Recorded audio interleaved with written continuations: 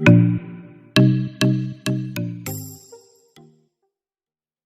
बेटा इस वीडियो के अंदर अब हम लोगों ने एक्सरसाइज 6.5 का क्वेश्चन नंबर 5 करना है, जो कि दिया है ये। इस पे लेना है anti derivative using trigonometric substitution method. तो चलिए जी सोल्यूशन इसका स्टार्ट करते हैं। सोल्यूशन लिखा, सोल्यूशन लिखने के बाद आपको क्वेश्चन क्या दिया है, सबसे पहले लिमिट लिखी है 2√3 और 0, फिर उसके बाद question x cube D x divided by √x² plus 4। ठीक है जी बेटा, जिस तरीके से क्वेश्चन लिखा था वो आपने लिख दिया।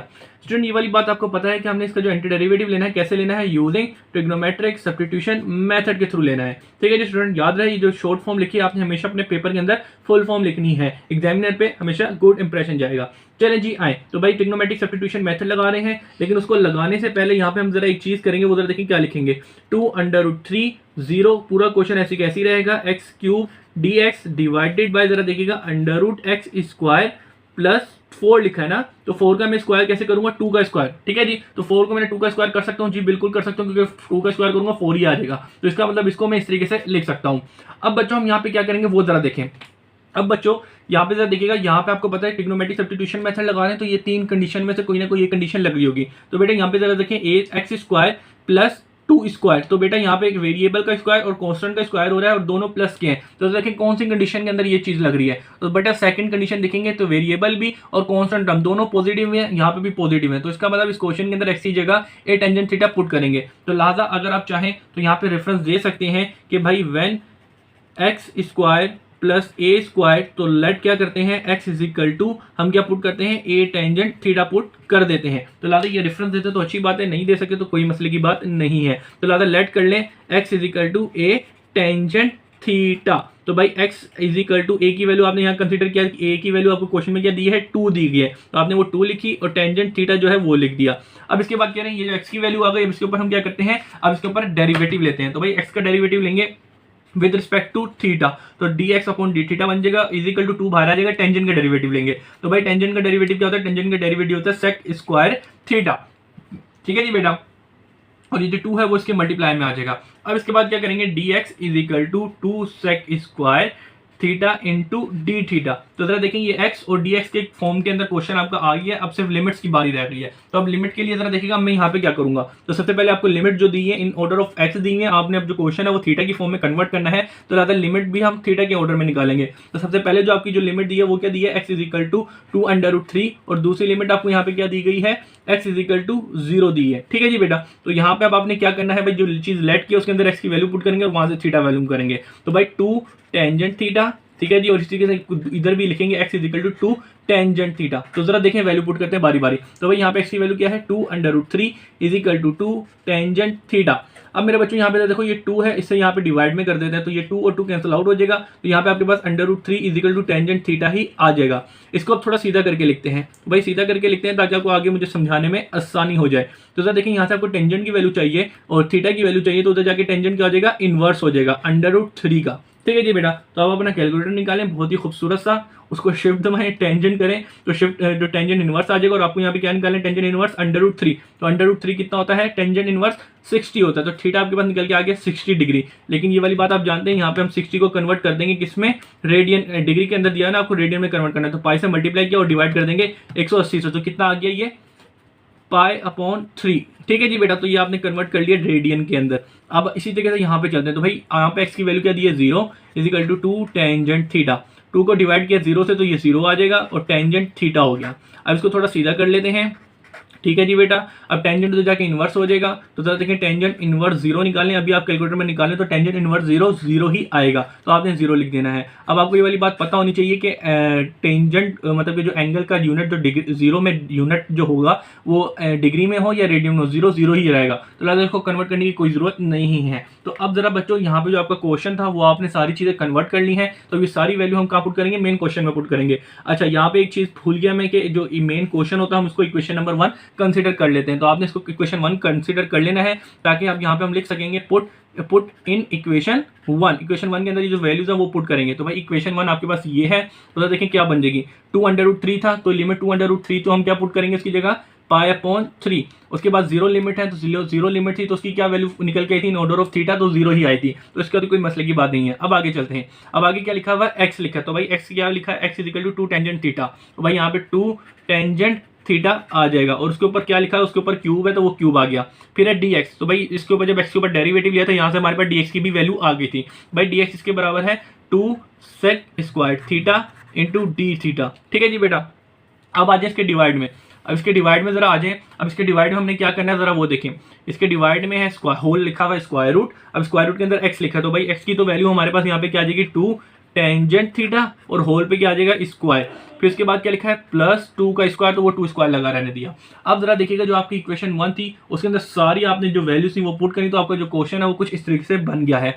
अब इसको सिंप्लीफाई करेंगे और फिर इसका एंटी डेरिवेटिव ले लेंगे। तो जरा देखिए यहाँ पे हम क्या क्या कर सकते हैं। तो π/3 और 0 लिमिट ऐसी कैसी रही। ये जो क्यूब है 2 के ऊपर आया तो 2 का क्यूब निकाला तो 8 बन जाएगा और ये टेंजेंट क्यूब बन जाएगा। ठीक है जी बेटा। फिर इसके बाद में 2 सेक स्क्वायर थीटा और डी थीटा। अब इसके डिवाइड में आ जाए। अब इसके डिवाइड में जरा देखिएगा क्या कर सकते हैं बेटा हम लोग। ये जो स्क्वायर है 2 पे आया तो ये 4 बन जाएगा और ये जो स्क्वायर है टेंजेंट पे आया तो ये टेंजेंट स्क्वायर बन जाएगा। फिर इसके बाद में +2 का स्क्वायर किया तो ये 4 बन जाएगा। ठीक है जी बेटा। कोई मुश्किल की चीज़ नहीं है, सिंप्लीफिकेशन ही है जो हर क्वेश्चन में ऑलमोस्ट सेम ही होती है। अब इसके बाद 8 टेंजेंट क्यूब, ठीक है, और into 2 sec square theta d theta. Divide में जरा देखें ये जो स्क्वायर है, अच्छा जी स्क्वायर को आगे सिंप्लीफाई करूंगा। इनके अंदर देखिएगा 4 कॉमन आ रहा है तो लिहाजा होल स्क्वायर लगाया। अब इन दोनों के अंदर 4 जो आ रहा है वो कॉमन निकाला तो टेंजेंट स्क्वायर थीटा और +1 क्योंकि 4 बाहर निकालिएगा तो ये बचेगा। तो यहाँ पे मशहूर ज़माना एक फार्मूला आपको याद आ गया होगा, क्या होता है 1 + टेंजेंट स्क्वायर थीटा बराबर होता है सेक स्क्वायर थीटा के। तो लिहाजा टेंजेंट स्क्वायर +1 इसका ऑर्डर बस चेंज हुआ है, इसको हम कर सकते हैं सही। तो ये किसके बराबर हो जाएगा सेक स्क्वायर के। तो लिहाजा आगे पेज हो गया खत्म, तो नया पेज लगाता हूँ फिर इसको आगे कंटिन्यू करूंगा वहां पर। तो 1 मिनट रुक जाए। तो अब हम इसको आगे कंटिन्यू करेंगे यहाँ पर। तो सबसे पहले जरा देखिएगा यहाँ पे क्या किया, लिमिट्स π/3 0 सेम रही। ऊपर जो चीजें 8 टेंजेंट क्यूब थीटा, उसके अलावा 2 sec square theta into d theta वो ऐसी कैसी रहा। अब इसके डिवाइड में आ जाओ। इसके डिवाइड में जरा देखें क्या है। इसके डिवाइड में हमने जरा देखा 4 कॉमन निकाला था वो। अब टेंजेंट स्क्वायर +1 किसके बराबर है, सेक स्क्वायर के। तो लिहाजा वो सिंपल फार्मूला पुट किया इस स्टेप में। अब बेटा मैं यहाँ पे अगले स्टेप में मैं क्या करने जा रहा हूँ वो जरा देख लें। बेटा ऊपर की सारी चीजें वो ऐसी की ऐसी रही, इसको अभी तक मैं नहीं छेड़ा, कुछ भी करने की जरूरत नहीं है, जो लिखा है उसको ऐसे ही रहने दें। ठीक है जी बेटा। अब जरा नीचे आ जाए। बेटा स्क्वायर रूट 4 पे आया तो स्क्वायर रूट ऑफ 4 क्या है 2, और यही स्क्वायर रूट जब सेक स्क्वायर पे आया तो सेक स्क्वायर से उसका स्क्वायर कैंसिल आउट कर देगा और यहाँ पे आपके पास सिंपल सेक निकल के आ जाएगा। अब बच्चों यहाँ पे जरा देखें ये 2 और ये 2 कैंसिल आउट हो गया, ये सेक और ये सेक स्क्वायर से कैंसिल आउट किया। तो यहाँ पे आपके पास जरा देखें π/3 और 0, उसके अलावा 8 टेंजेंट क्यूब थीटा और इंटू सेक थीटा जो है आपके पास बच के आ जाएगा, निकल के आ जाएगा। अब जरा देखिएगा इसको हम आगे क्या कर सकते हैं। बेटा इसके अंदर से 8 को हमने निकाल दिया बाहर, π/3 और 0 tangent cube theta into sec theta d theta. अब ये मेन क्वेश्चन आपके पास रह गया। अब बेटा इसका लेना है एंटी डेरिवेटिव। तो बेटा एंटी डेरिवेटिव लेने के लिए अब इस तरह के क्वेश्चन को हम डायरेक्ट एंटी डेरिवेटिव नहीं लगा सकते, तो इसको सिंप्लीफाई करेंगे जिस तरीके के इस तरह के जो क्वेश्चन थे हमने 6.3 के अंदर खूब किए हैं। तो लाता उसको बिल्कुल उसी तरीके से उसी मेथड से इसको सोल्व करेंगे, सिंप्लीफाई करेंगे, फिर इस पर एंटी डेरिवेटिव लगाने के बाद इसके लिमिट लेके अपना फाइनल आंसर दे देंगे। तो चले जाए करते हैं। तो बेटा इसके ऊपर आगे करने से पहले इसकी सिंप्लीफिकेशन करनी होगी। तो सिंप्लीफिकेशन के लिए जरा देखिएगा मैं यहाँ पे क्या करूंगा। बेटा π/3 लिमिट्स और 0 जो दी वैसी कैसी रही, टेंजेंट स्क्वायर थीटा और टेंजेंट स्क्वायर थीटा को टेंजेंट क्यूब को मैंने टेंजेंट स्क्वायर और टेंजेंट में ब्रेक कर दिया, यानी कि इस चीज को मैंने इस तरह लिख दिया है। फिर उसके आगे क्या लिखा है सेक थीटा और डी थीटा। अब बच्चों में यहाँ पे क्या करूंगा जरा वो देखें। बेटा यहाँ पे tangent square theta is equal square theta बराबर होता है, आपको ये बात पता होनी चाहिए, सेक स्क्वायर थीटा -1 के। ठीक है जी बेटा। बेसिक फार्मूले से ये फार्मूला हम लोगों ने निकाला है, बहुत बार यूज किया हुआ है, मुझे पता है कि ये बात आपको पता होगी। ठीक है जी बेटा। तो टेंजेंट स्क्वायर की जगह मैं अब ये चीज पुट करता हूँ। तो जरा देखिए यहाँ पे क्या होगा, π/3 0 टेंजेंट की जगह मैंने पुट कर दिया सेक स्क्वायर थीटा -1, और उसके अलावा यहाँ पे क्या लिखा है, ये लिखा हुआ है। तो देखिए sec theta into tangent theta और डी थीटा। अब जरा देखें, अब इसका जो ऑर्डर है वो मैंने चेंज करके लिख दिया। क्यों लिख के रख दिया, क्योंकि आगे जो है इसकी सिंप्लीफिकेशन करूंगा वहां पे आपको समझाने में आसानी होगी, आपको ये चीज डायरेक्ट समझ आ जाएगी, तो आपको चेंज करने की कोई जरूरत नहीं होगी अगर आपको समझ आ जाए। ठीक है जी बेटा। क्योंकि आपको ये चीज पहली बार देख रहे हैं, आपको ये चीज समझ आ जाएगी इजीली, तो आप जब खुद क्वेश्चन करेंगे तो आपको ऑर्डर चेंज करने की जरूरत नहीं है, आप डायरेक्ट ये चीज कर सकते होंगे। अभी फिलहाल समझे। अच्छा जी बेटा। तो इसका सिर्फ ऑर्डर चेंज किया, क्यों किया वो आपको भी थोड़ी देर में पता चल जाएगा। बस क्या, अब जरा देखें यहाँ पे क्या किया, ये फार्मूला लगाया और फार्मूला के बाद इसका ऑर्डर चेंज किया, बाकी कुछ भी नहीं किया। अब बेटा ये जो चीज है मल्टीप्लाई सेक से भी करूंगा और ये 1 से भी करूंगा। तो चलिए मल्टीप्लाई कर देता हूँ इस स्टेप में। तो भाई मल्टीप्लाई करते हैं π/3 और 0 सेक से मल्टीप्लाई करते हैं बेटा सेक स्क्वायर थीटा, मल्टीप्लाई करेंगे सेक थीटा से, और इंटू टेंजेंट थीटा से। फिर इसके बाद में क्या किया, माइनस है, अब ये 1 से मल्टीप्लाई करेंगे तो ये कुछ ऐसी का ऐसे ही आ जाएगा हमारे पास, इसमें कोई चेंज करने की जरूरत नहीं है। अब बच्चों यहाँ पे जरा देखें हम क्या करेंगे। बेटा ये जो साइन ऑफ इंटीग्रेशन है इस टर्म के पास भी और इस टर्म के पास भी अलग अलग लेके आ जाएंगे। चलिए जी ले आते हैं। तो भाई जरा देखिए, सबसे पहले सेक स्क्वायर थीटा के पास आया और sec theta into tangent theta, इसके बाद मल्टीप्लाई हो रहा था ये डी थीटा इस टर्म के पास आ गया। अब इसी तरीके से इस टर्म के पास लेके आते हैं भाई, -8 पाई/3 0 sec T theta into tangent theta और डी थीटा में चलो यहीं पे लिख देता हूँ, ये डी थीटा इसको आगे कंटिन्यू कर दिया। अब बच्चों यहाँ पे जरा देखें हम यहाँ पे क्या करेंगे। बेटा इसका एंटी डेरिवेटिव लेने के लिए यहाँ पे जो हम फार्मूला लगाएंगे वो फार्मूला आपको मैं बताता हूँ।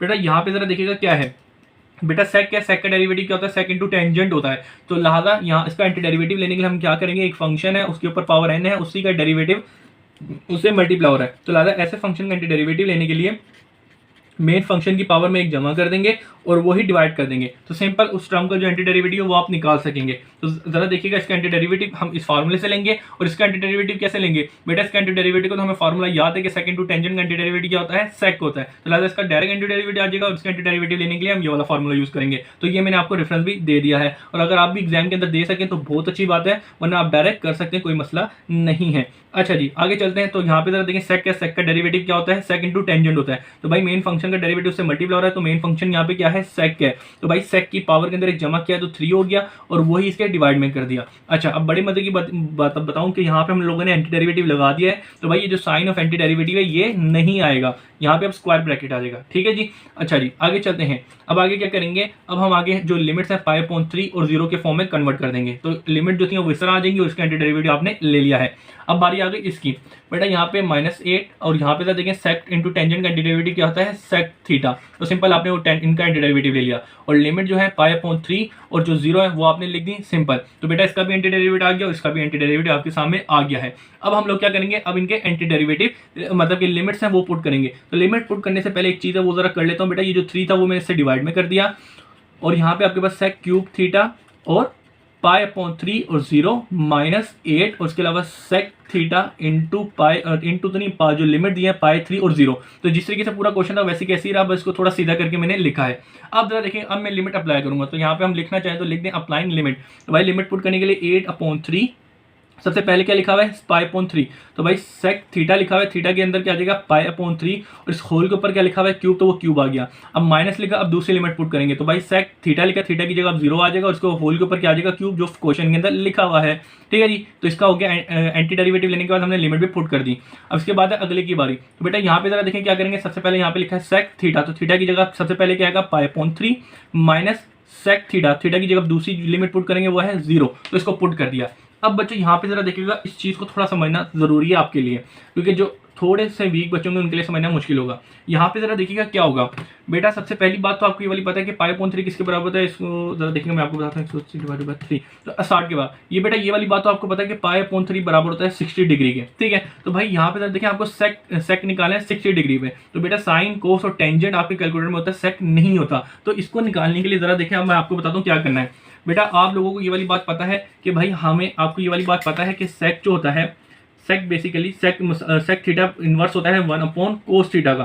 तो लिहाजा अब ये जो वैल्यू आपको कौन सी निकालनी है, यहाँ पे सेक किसकी निकालनी है, सेक 60 की निकालनी है। तो 1/cos 60 की वैल्यू जो निकालेंगे वही बेसिकली सेक 60 की वैल्यू आपके पास निकल के आ जाएगी। तो चलिए जी निकालते हैं। तो भाई आपने लिखा कोस, ठीक है जी, कोस लिखा और कोस 60 लिख दिया, क्योंकि कोस आपको क्या निकालना था, कोस π/6 जो बराबर π/3 जो बराबर होता है 60 के। तो सेक की वैल्यू नहीं निकाल सकते, सेक बराबर होता है 1/cos के। तो भाई इसलिए हम कोस की वैल्यू निकालें। तो ये किसके बराबर होता है, 1/2 के। लिहाजा कोस 60 की वैल्यू निकाली 1/2। अब इसको सीधा करके लिखें, तो भाई इसको सीधा करके लिखे तो 2 ऊपर आ जाएगा और 1 के नीचे आ जाएगा। 1 को मैंने 2 से डिवाइड किया तो मेरे पास 2 आ जाएगा। तो लिहाजा सेक 60 जो है वो मेरे पास कितना निकल गया, 2। सेक 60 जो है वो आपके पास 2 निकल के आ गया। तो इस तरीके से आपने सेक जो है π/3 है, जो बेसिकली सेक 60 को रिप्रेजेंट कर रहा है, तो उसका आपने जो वो लेना था, एंगल निकालना था, इस तरीके से निकाल लिया और इसके ऊपर पावर क्या लिखिए, क्यूब। ठीक है जी बेटा। अब इस तरीके से आगे चलते हैं। अब यहाँ पे लेना सेक 0। तो अगेन यहाँ पे वही मसला आएगा कि भाई सेक 0 का हम एंटी डेरिवेटिव डायरेक्ट नहीं ले सकते। तो भाई लेकिन हमें ये पता है कि सेक किसका इनवर्स होता है, 1/cos का। तो 1/cos 0 कर लेंगे। तो ये वाली बात आपको पता है कि भाई 1/cos का, अभी जाएं अपना कैलकुलेटर उठाएं, कैलकुलेटर पे cos और 0 लिखें, तो cos 0 आपके पास 1 आता है। ठीक है जी बेटा। तो भाई cos 0 की यहाँ पे वैल्यू 1 लिखी, 1 से 1 डिवाइड किया तो 1 आ गया। तो लिहाजा सेक 0 आपकी किसकी वैल्यू निकली, 0 निकली इस फॉर्मूले के तहत। तो लिहाजा यहाँ पे आपने इसकी वैल्यू पुट कर दी। ठीक है जी बेटा, तो चलें जी पुट करते हैं। तो सेक 0 क्या निकल गया है, सेक 0 आपके पास 1 निकल गया है, उसके ऊपर होल पावर क्या लिखी है, क्यूब, तो वो क्यूब लगा दी। आगे चलते हैं 8। अब यहाँ पे जरा देखें सेक पाई अपॉन 3 लेना है। तो भाई अभी हम लोगों ने निकाला था सेक पाई अपॉन 3 क्या था, सेक पाई अपॉन 3 किसके बराबर था, 2 के बराबर था, जो हमने इस तरीके से निकाला। तो बार बार निकालने की क्या जरूरत है, सेम वैल्यू ही आएंगी। तो दादा सेक पाई अपॉन 3 जो था वो आपका 2 आया था, तो 2 लिखा रहने दिया, माइनस अब सेक 0 क्या था, सेक 0 जो निकाला था वो 1 आया था, तो दादा ये मैंने 1 लिख दिया। ठीक है जी बेटा, कोई मुश्किल की बात नहीं है, बस बेसिक आपके अगर आइडियाज पक्के हो जाए तो आगे की चीजें आसान हो जाएगी, क्योंकि हर क्वेश्चन में एक ही आइडिया बेसिक लग रहा है। ठीक है जी बेटा, तो चलिए जी अब इसको सिंप्लीफाई करते हैं। तो 8/3, अब जरा देखिए 2 का स्क्वायर, 2 की पावर क्यूब ली तो क्या है आपके पास, 2 की पावर क्यूब निकालें तो ये आ जाएगा 8, माइनस अब 1 की पावर क्यूब निकाली तो 1, फिर इसके बाद -8 और 2 -1 लिखा हुआ है। अब इसको सिंप्लीफाई करते हैं। तो 8/3, 8 - 1 किया तो 7, -8, अब 2 में से 1 निकाला तो यहाँ पे 1 आ जाएगा। ठीक है जी बेटा, अब आगे क्या करते हैं जरा देखिएगा। अब मेरे बच्चों आगे जरा देखिएगा, यहाँ पे हमें मल्टीप्लाई करना है, 7 और 8 मल्टीप्लाई हो रहे हैं, तो 8 × 7 क्या आया, 60, 56 आ गया, और डोमीटर में 3 है वो 3 आ गया, 8 1 जा 8 हो गया। ठीक है जी, ये आ गया क्वेश्चन। अब इसका लेना है एलसीएम। तो जरा देखें 56/3 -8, तो जरा देखिए इसका एलसीएम लेना, आप डायरेक्ट ले सकते हैं, डायरेक्ट ले लें, अगर नहीं लेना आता तो कैलकुलेटर में डालें, आपके पास 2 मिनट में निकल के आ जाएगा। इसका एलसीएम ये क्या आ गया आपके पास, 32/3। तो भाई ये आपका फाइनल आंसर है इस क्वेश्चन का। तो उम्मीद करता हूँ बेटा सिंपल सा, कोई इतनी मुश्किल चीजें नहीं है, सारे क्वेश्चन में बेसिक आइडिया जो सिंप्लीफिकेशन का है वही लग रहा है। अगर आपने एक क्वेश्चन को अच्छी तरीके से तैयार कर लिया तो उम्मीद करता हूँ सारे क्वेश्चन आपको इजी लगने लग जाएंगे। तो फिलहाल इस वीडियो को करते हैं एंड। अपना बहुत सा ख्याल रखिएगा, मुझे अपनी दुआ में याद रखिएगा, और ज़्यादा से ज़्यादा इस यूट्यूब चैनल को अपने दोस्तों के साथ और व्हाट्सएप ग्रुप जो होते हैं कोचिंग के, कॉलेजेस के बने होते हैं, उनके साथ जरूर शेयर कीजिएगा, ताकि उनका भी फायदा हो, अच्छी से वो तैयारी कर सकें और अपने पेपर में अच्छे मार्क्स ले सकें। अल्लाह हाफिज़।